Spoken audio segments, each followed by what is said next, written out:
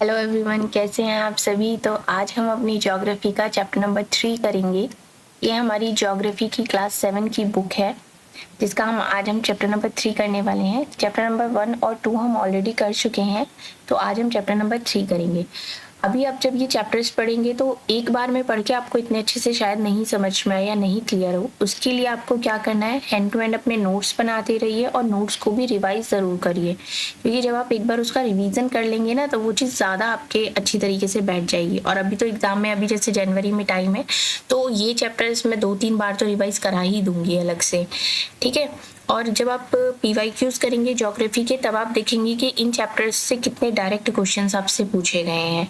तो आज हमारा ये चैप्टर नंबर 3 है, हमारी बदलती पृथ्वी, आर चेंजिंग अर्थ। आप चाहे इंग्लिश मीडियम के हैं चाहे हिंदी मीडियम के हैं, इस बात से फ़र्क नहीं पड़ता है। आपको टॉपिक और कंटेंट समझ में आना चाहिए, वो मैटर करता है कि एग्ज़ाम में ये कंटेंट को पढ़ के आप सॉल्व कर सकें क्वेश्चन पेपर को, ये इम्पॉर्टेंट है। वैसे मैं इंग्लिश और हिंदी दोनों के टर्म्स ही यूज़ करके चैप्टर को करा रही हूँ। चेंजिंग अर्थ, चेंजिंग अर्थ, हमारी बदलती हुई पृथ्वी। अभी तक हमने पृथ्वी के अंदर क्या क्या होता है ये जाना था, लेकिन अब हम ये जानेंगे कि हमारी पृथ्वी किस तरीके से बदलती है, उसमें क्या क्या चेंजेस होते हैं। इस चैप्टर में आप ये सब जानने की कोशिश करेंगे, ठीक है। अब पहले पढ़ लेते हैं। स्थलमंडल अनेक प्लेटों में विभाजित है, जिन्हें मंडलीय प्लेट कहते हैं। स्थलमंडलीय प्लेट कौन सी हो जाती हैं, जो आपने लिथोस्फीयर प्लेट्स थी उनको कहते हैं। आपको ये जानकर आश्चर्य होगा कि ये प्लेट्स हमेशा धीमी गति से चारों तरफ घूमती रहती हैं, मतलब इसमें कुछ ना कुछ हलचल होती रहती है प्रत्येक वर्ष कुछ मिलीमीटर के लगभग। पृथ्वी के अंदर पिघले हुए मैग्मा में होने वाली गति के कारण ऐसा होता है। अब आपको पता ही है कि जो अर्थ के अंदर वॉल्केनो तो आपने देखी ही है, अर्थ के अंदर जो मैग्मा होता है वो पिघलता हुआ होता है, मतलब वो एकदम बहुत ज़्यादा हीट होती है उसमें। जैसे जैसे वो मूव करता रहता है तो उसकी जो हलचल होती है, जो ऊपर जो क्रस्ट होता है, क्रस्ट के नीचे लिथोस्फीयर होता है, आपने पढ़ा था, वहां पर भी वो हलचल महसूस होती है। तो पृथ्वी के अंदर पिघला हुआ मैग्मा एक वृत्तीय रूप में घूमता रहता है, जैसे कि क्रियाकलाप में दिखाया गया है। मतलब वो क्या होता है कि एक फॉर्म में वो घूमता रहता है। प्लेट की इस गति के कारण पृथ्वी की सतह पर परिवर्तन होते हैं। क्या होते हैं, बहुत सारे चेंजेस होने लगते हैं। पृथ्वी की गति को उन बलों के आधार पर विभाजित किया गया है जिनके कारण ये गतियां उत्पन्न होती हैं। अब ये क्या है, इनको 2 पार्ट्स में डिवाइड किया गया है, ठीक है। एक होती हैं जो उसके आंतरिक भाग में, मतलब अर्थ के अंदर जो होती हैं मूवमेंट, जो अर्थ के अंदर होते हैं उनको अंतःजनित बल या एंडोजेनिक फोर्स कहते हैं, ठीक है। और जो बल पृथ्वी की सतह पर उत्पन्न होते हैं उन्हें एक्सोजेनिक फोर्स या फिर बहिर्जनिक बल कहते हैं। अब ये आपको क्लियर हो गया 2 चीजें। जैसे कि जो अर्थ के अंदर होता है उसको तो एंडोजेनिक फोर्स बोलते हैं, और जो अर्थ की सतह पर होता है उसको एक्सोजेनिक फोर्स बोलते हैं, ठीक है। गति जो होती है लावा की। अब देखते हैं, अंतर्जनिक बल कभी आकस्मिक गति उत्पन्न करते हैं तो कभी धीमी। भूकंप और ज्वालामुखी जैसे आकस्मिक गति के कारण पृथ्वी की सतह पर अत्यधिक हानि होती है। मतलब इस तरीके की जो हलचल होती है उससे क्या होती है, अर्थ पर बहुत ज्यादा मतलब हानि होती है। वो किस तरीके से होती है, यहाँ पर हम समझेंगे कि पृथ्वी की गति कैसी होती है। 2 होती हैं, आपने पढ़ ही लिया अभी, एंडोजेनिक फोर्स और एक्सोजेनिक फोर्स, ठीक है। उसमें एंडोजेनिक में अगर हम देखें तो ये 2 टाइप से होती है, आकस्मिक बल और पलट विरूपण बल।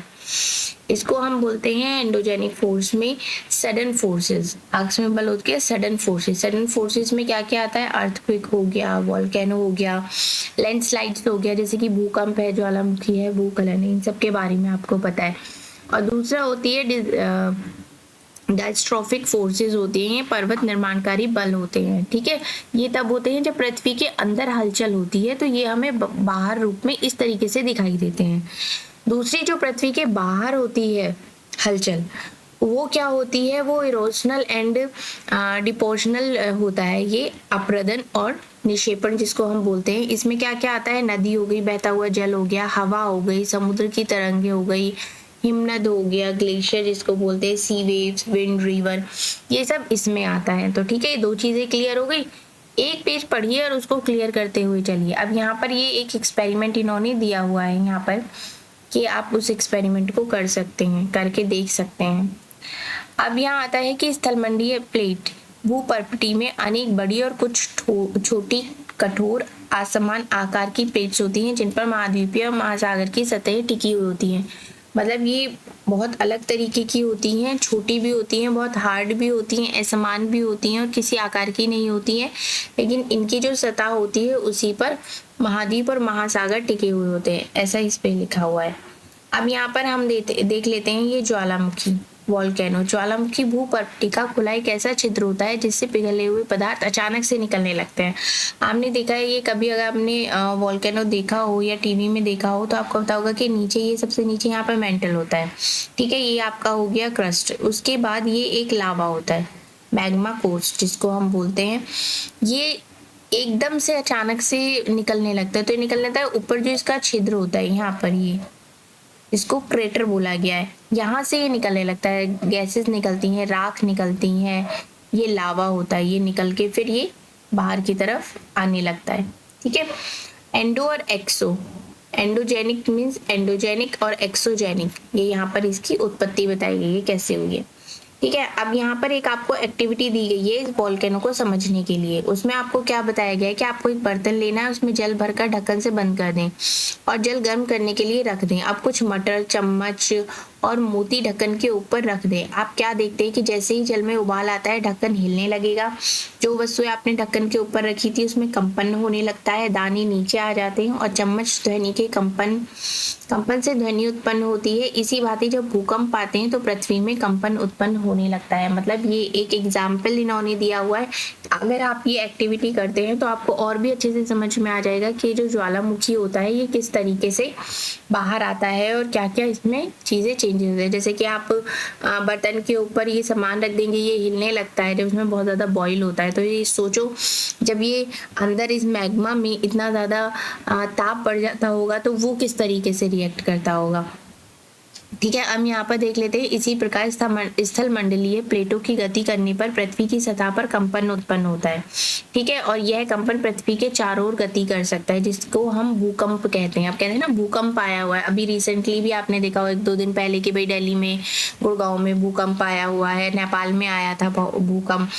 तो वो किस वजह से आया है? वो इसी पृथ्वी की हलचल की वजह से आया है, जो कि पृथ्वी के अंदर हो रही है और वो भूकंप के रूप में बाहर दिखाई आ जाती है।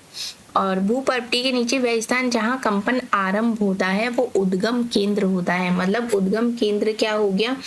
जहाँ से ये स्टार्ट होता है, फोकस पॉइंट एक तरीके से हम उसको कह सकते हैं कि ये जहाँ से भूकंप स्टार्ट होता है, ठीक है। अब यहाँ पर देख लेते हैं उद्गम केंद्र की भू सतह पर उसके निकटतम स्थान को अधिकेंद्र कहते हैं। मतलब एक तो ये वाला फोकस हो गया जहाँ से भूकंप आरंभ होता है, इसके आसपास जो होता है उसको अधिकेंद्र कहते हैं। अब यहाँ पर होती है, ये आप इस डायग्राम में देख सकते हैं, प्लेट सीमा, भूकंपी तरंगे सभी दिशाओं में बाहर की ओर निकलती हुई। मतलब यहाँ से ये स्टार्ट हुआ, ये इसका एक पॉइंट बनता है और ये तरंगे हैं जो कि हर तरफ फैल रही हैं। सोचो हमें तो बहुत कम होता है कि जो हमें महसूस होता है, पता नहीं चलता। अगर हम इसके यहाँ पर मेन फोकस में अगर हम देखें तो किस लेवल का होगा जिसके बाद उसका असर यहाँ पर इतना दिखाई देता है, ठीक है। ये वह उद्गम केंद्र, ये वह स्थान है जहाँ पर भूकंप उत्पन्न होता है और वह भूकंप ऊर्जा का उद्गम केंद्र कहलाता है, ठीक है। अब यहाँ पर आपके एक नॉलेज के लिए यहाँ पर इन्होंने बताया हुआ है कि जो ये भूकंपीय तरंगे होती है 3 प्रकार की होती हैं। 3 प्रकार की कौन सी होती है मैं यहाँ पर लिख देती हूँ, P, S और L। P से क्या होता है? ये होती हैं अनुदैर्घ्य तरंगे। अनुदैर्घ्य मतलब लॉन्गिट्यूडनल वेव्स, लॉन्गिट्यूडनल वेव, ठीक है। एस तरंगे होती है अनुप्रस्थ तरंगे। अनुप्रस्थ होती हैं ट्रांसवर्स वेव्स,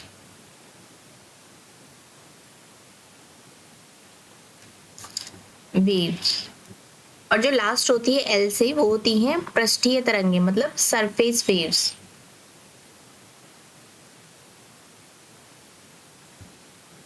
ये 3 होती हैं, P, S और L, ठीक है। चलिए आगे देख लेते हैं। यद्यपि भूकंप की भविष्यवाणी संभव नहीं है, मतलब पहले से नहीं बताया जा सकता कि भूकंप आ रहा है, लेकिन यदि हम पहले से तैयार हों तो इसके प्रभाव को निश्चित रूप से कम किया जा सकता है। मतलब ऐसे हम एक भविष्यवाणी नहीं कर सकते हैं, लेकिन हाँ हमें थोड़ा बहुत आइडिया लग ही जाता है कि ऐसा आने वाला है। स्थानीय लोग कुछ सामान्य तरीकों से भूकंप की संभावना का अनुमान लगाते हैं, जैसे कि जानवरों के व्यवहार का अध्ययन करना, तालाब में मछलियों की उत्तेजना, सांपों का धरातल पर आना। ये कुछ इस तरीके के एग्जाम्पल्स हैं जिससे पता चलता है कि भूकंप आने वाला है या कुछ हलचल होने वाली है। अब आपको याद होगा कि 26 जनवरी 2001 में भुज में भूकंप के झटके आए थे, जो कि बहुत बड़े स्केल पर आया था।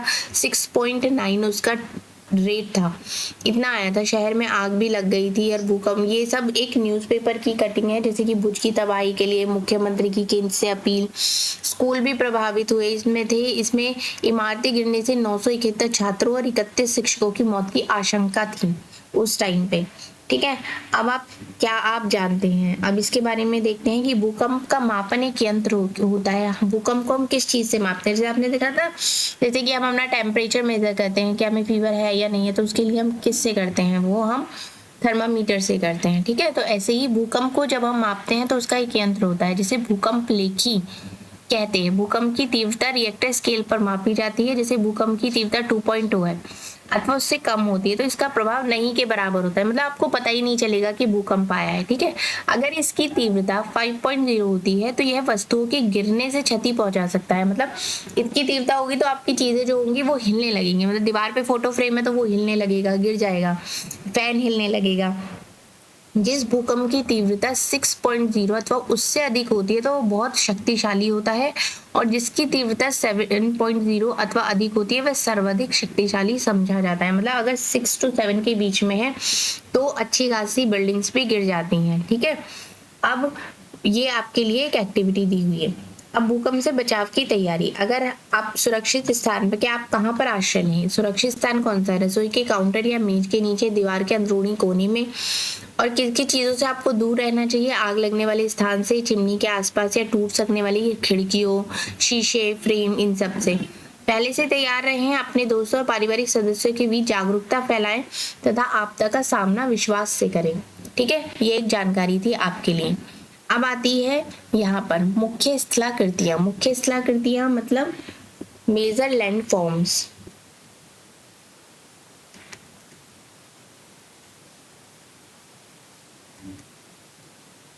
मेजर लैंड फॉर्म्स अपक्षय या अप्रद नामक दो प्रक्रमों द्वारा दृश्य भूमि लगातार विघटित होती रहती है। अब ये क्या चीज है? पृथ्वी की सतह पर शैलों के टूटने से अपक्षय की क्रिया होती है। मतलब जो शैल होते हैं वो जैसे टूटते हैं तो उनको अपक्षय कहते हैं। अपक्षय क्या होता है?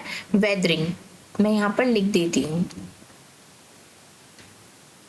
इसके टर्म्स थोड़े से ऐसे हैं कि अगर आप एक बार देखेंगे तो आपको नहीं समझ में आएंगे। ये आपको अपने नोट्स भी बनाने पड़ेंगे और बार बार इसको रिवाइज भी करते रहना है। अप्रदन हो गया, इरोशन। ठीक है, दो। अब क्या है कि शैल जब टूटते हैं तो वो अपक्षय की क्रिया होती है। अब भूदृश्य पर जल, पवन और हिम जैसे विभिन्न घटकों के द्वारा होने वाले क्षय को अप्रदन कहते हैं। मतलब आप पृथ्वी पर देख सकते हैं जैसे कि जल हो गया, हवा हो गई, बर्फ हो गई, ये सब चीजें जो होती है ये आपको साफ साफ दिखाई दे सकते हैं। वायु, जल आदि अप्रदित पदार्थों को एक स्थान से दूसरे स्थान पर ले जाते हैं। मतलब होते ये चीजें ऐसी होती है कि वायु हवा के साथ उड़ाकर ले जाती है, जल बहाकर ले जाता है अपने साथ। ठीक है, और ये निक्षेपित करते हैं। निक्षेपित मतलब डिपोजिट कर देते हैं। अप्रदन और निक्षेपण में ये प्रक्रम पृथ्वी के धरातल पर विभिन्न स्थलाकृतियों का निर्माण करते हैं। क्या होता है? एक जगह पर आकर जैसे रुक जाते हैं, डिपोजिट हो जाते हैं, तो वो एक अलग ही फॉर्म का निर्माण हो जाता है। अब यहाँ पर देख सकते हैं हम नदी के कार्य।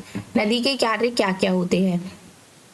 नदी के जल से दृश्य भूमि का अपरद होता है। जब नदी किसी खड़े ढाल वाले स्थान से अत्यधिक कठोर शैल या खड़े ढाल वाली घाटी में गिरती है तो उसे जल प्रपात बनाती है। अब ये जल प्रपात क्या बनाती है? जल प्रपात ये है, इस इमेज में आप ज्यादा अच्छे से समझ सकते हैं। आपने इमेज देखी होगी कि नदी आ रही है बहुत धीरे से, आराम से, लेकिन एकदम से वो गिरती है और इस तरीके से आपको इमेज दिखाई देती है, तो उसको ही जल प्रपात बोला जाता है। उसको क्या बोला जाता है? जल प्रपात बोला जाता है। ठीक है, अब ये इस इमेज में भी आप देख के समझ सकते हैं और इस इमेज में भी देख के समझ सकते हैं। चलिए यहाँ पर देखते हैं, जब नदी मैदानी क्षेत्र में प्रवेश करती है तो वह मोड़दा मार्ग पर बहने लगती है और नदी के इसी मोड़ों को विसर्ग कहा जाता है। जैसे कि नदी ये बह रही है, ये नदी है और ये इस तरीके से ऐसा लग रहा है जैसे सांप चल रहा हो, तो इसको विसर्प कहते हैं। इसके बाद विसर्पों के किनारों पर लगातार अपरदन और निक्षेपण शुरू हो जाता है, मतलब अपरदन के इधर उधर चलने लगा और निक्षेपण हो जाता है कि कुछ चीजें होती हैं जो वहीं छूट जाती हैं, फिर नदी पानी का आगे बहाव चलने लगता है। विसर्प लूप के सिरे के निकट आते हैं, समय के साथ विसर्प लूप नदी से कट जाते हैं और एक अलग झील बना लेते हैं। बहुत सारी चीजें ऐसी होती हैं कि इससे अलग निकल गया और यहाँ पर एक छोटा सा है तो वहां पर ही पानी स्टोर हो गया, वो एक झील बन गई, जिसे चाप झील भी कहते हैं। कभी कभी नदी अपने तटों से बाहर निकलने लगती है, फलस्वरूप निकटवर्ती क्षेत्रों में बाढ़ आ जाती है। जब नदी का बहाव बहुत ज्यादा हो जाता है तो क्या हो जाता है कि वो अपनी जो जिस लाइन में वो बह रही होती है वो उससे बाहर आ जाती है और बाढ़ आ जाती है। बाढ़ के कारण नदी के तटों के निकटवर्ती क्षेत्रों में महीन मिट्टी और अन्य पदार्थों का निक्षेपण करती हैं। क्या होती है, जितना भी ये मिट्टी हो गई या और अलग तरीके के पदार्थ हो जाते हैं वो भी उसमें डिपोजिट हो जाते हैं। ऐसी मिट्टी और पदार्थों को अवसाद कहते हैं। इससे समतल उपजाऊ बाढ़कर मैदान का निर्माण होता है। नदी के उतरते तटों को तटबंध कहते हैं। समुद्र तक पहुंचते पहुंचते नदी का प्रवाह धीमा हो जाता है, मतलब जब ये नदी समुद्र तक पहुंचती है तो इसका जो बहाव होता है वो बहुत धीरा हो जाता है और नदी अनेक धाराओं में विभाजित भी हो जाती है, मतलब सिर्फ एक ही उसमें नहीं रहती। यहाँ पर आप देख सकते हैं ये आपकी मुख्य नदी है, यहाँ से ये चल रही है, लेकिन ये आपका यहाँ पर समुद्र है। जब तक ये यहाँ पर पहुंचेगी तो ये देखो कितनी जगह ये एक तरीके से अलग अलग हो गई, वितरण इसका हो गया। इसी को ही वितरिका कहा गया है, ठीक है, जिसको वितरिका कहा जाता है। यहाँ नदी इतनी धीमी हो जाती है कि वह अपने साथ लाए मलबे का निक्षेपण करने लगती है, मतलब जो वो मलबा लेकर आती है वो वहीं डिपोजिट होने लगता है, फिर वो समुद्र में जाती है। प्रत्येक वितरिका अपने मुहानी का निर्माण करती है। सभी मुहानी के अवसादों के संग्रह से डेल्टा का निर्माण होता है, तो वो क्या बन जाता है, फिर वो डेल्टा बन जाता है। आप देख भी सकते हैं यहाँ पर, ठीक है। अब हम यहाँ पर पढ़ते हैं कि समुद्री तरंग के क्या क्या कार्य होते हैं, सी वेव्स किस तरीके से होती हैं। समुद्री तरंग के अपरदन निक्षेपण तटीय स्थलाकृतियां बनाते हैं। समुद्री तरंगे लगातार शैलों से टकराती रहती हैं, इसमें दरार विकसित होती है। समय के साथ ये बड़ी और चौड़ी होती जाती है। इनको समुद्री गुफा कहते हैं। समुद्री गुफा मतलब सी केव्स कहते हैं हम इनको, ये आप देख सकते हैं यहाँ पर टकराते रहते हैं और यहाँ पर एक जगह बन जाती है। इन गुफाओं के बड़े होते जाने पर इन्हें केवल छत ही बचती है, जिसे तटीय मेहराब कहते हैं, मतलब सी आर्चीज कहते हैं। ये क्या होती है, एक छत टाइप ही बचती है, नीचे से वो पानी बहता रहता है। लगातार अपरदन छत को भी तोड़ देता है, मतलब वो इतने बहाव के साथ आता है जो उसकी छत होती है वो भी टूट जाती है और केवल दीवार ही बचती है। दीवार जैसी इन आकृतियों को स्टैक कहते हैं। समुद्री जल के ऊपर लगभग ऊर्ध्वाधर उठे हुए ऊंचे शैलीय तटों को समुद्री भृगु कहते हैं। समुद्री भृगु मतलब सी क्लिफ्स हो गए, इसको हम सी क्लिफ्स बोलते हैं। समुद्री तरंगे किनारों पर अवसाद जमा कर समुद्री पुलिन का निर्माण करती हैं। समुद्री पुलिन मतलब बीच का निर्माण करती है। क्या होते हैं, अगर इस तरीके से आता है तो वो फिर बीच बन जाती है वहां पर। अब यहाँ पर देख लेते हैं हिमनद के कार्य, मतलब आइस के क्या क्या होता है। हिमनद अथवा हिमानी बर्फ की नदियां होती हैं। आपने देखना नदियां जम जाती हैं पूरी, बहुत अच्छी तरीके से उनकी बात हो रही है। अपने नीचे कठोर चट्टानों के गोलाश में मिट्टी और पत्थरों को अपरदित कर देती है, मतलब इनकी इस नदी के नीचे की अगर बात करें तो वो बहुत बड़े बड़े कठोर चट्टान है। इस ऐसे ही नहीं है कि पतली सी बर्फ है या हमारे घर में जैसे जमी फ्रिज में होती है, वो नहीं है ये यहाँ पर। तो भूदृश्य का अपरदन करती है। हिमनद गहरे गतों का निर्माण करती है। पर्वतीय क्षेत्र में बर्फ पिघलने से उन गतों में जल भर जाता है। अब जैसे जैसे फिर बर्फ पिघलती है तो वो जल में कन्वर्ट हो जाती है और वो सुंदर झील बना देती है। तो हिमनद के द्वारा लाए गए पदार्थ जैसे कि छोटे बड़े शैल, रेत, तलछट, मिट्टी निक्षेपित होते हैं, मतलब जो ये चीजें उसके साथ होती है वो सब डिपोजिट हो जाती है। निक्षेप हिमनद हिमोड़ का निर्माण करते हैं। हिमनद हिमोड़ क्या हो गया, ग्लेशियर मुराइनीस का निर्माण ये करते हैं, ठीक है। यहाँ पर इस इमेज में आप ये देख सकते हैं। अब नेक्स्ट देखते हैं पवन के कार्य। पवन के क्या क्या कार्य होते हैं। क्या आपने कभी रेगिस्तान को देखा है। बालू डिब्बे के कुछ चित्र एकत्र करने का प्रयास कीजिए, या एक्टिविटी इन्होंने बताई यहाँ पर। ये है बालू के डिब्बे। अब रेगिस्तान में पवन अपरदन निक्षेपण का प्रमुख कारण है। रेगिस्तान में आप छत्रक के आकार के शैल देख सकते हैं। छत्रक मतलब मशरूम टाइप, जैसे मशरूम होती है इस तरीके के आपको वो नजर आएंगे, जिन्हें सामान्य छत्रक शैल मशरूम्स कहते हैं। पवन शैल के ऊपर भाग की अपेक्षा निचले भाग को आसानी से काटती है, इसलिए ये ऐसे शैल संकीर्ण और शीर्ष विस्तृत होते हैं, मतलब जैसे एक मशरूम होती है उस तरीके के बने हुए होते हैं। पवन जब चलती है तो ये रेत को एक स्थान से दूसरे स्थान पर पहुंचा देती है। और जब पवन का बहाव रुकता है तो रेत वहीं पर गिरकर छोटी सी पहाड़ी बना देता है और इसी को हम बालू टिब्बा कहते हैं। ठीक है, जो आप ये यहाँ पर देख सकते हैं। जब बालू कण महीन और हल्के होते हैं तो वायु उनको उड़ाकर अत्यधिक दूर ले जाती है और ये बालू कण विस्तृत क्षेत्र में डिपोजिट हो जाते हैं, तो इसलिए लोअस कहते हैं। चीन में विशाल लोअस निक्षेप पाए गए हैं, मतलब चीन में ऐसा बहुत सारे पाए गए हैं। आपको ये चैप्टर बहुत अच्छी तरीके से समझ में आ गया होगा, नहीं आया हो इसको दोबारा एक बार पढ़िए, नोट्स बनाइए, क्योंकि जब आप इससे रिलेटेड क्वेश्चंस करेंगे ना तब आपको समझ में आ जाएगा कि ये चैप्टर कितने इंपॉर्टेंट है और इन चैप्टर से कितने सारे क्वेश्चंस पूछे गए हैं। ठीक है, अगर वीडियोस अच्छी लग रही हैं तो वीडियो को शेयर भी करिए। जो लोग एसएसटी की प्रिपरेशन कर रहे हैं उनकी तैयारी और भी अच्छी तरीके से हो पाए। अगर वीडियो अच्छी लगी है तो लाइक भी करिए और चैनल को सब्सक्राइब भी करिए। Thank you.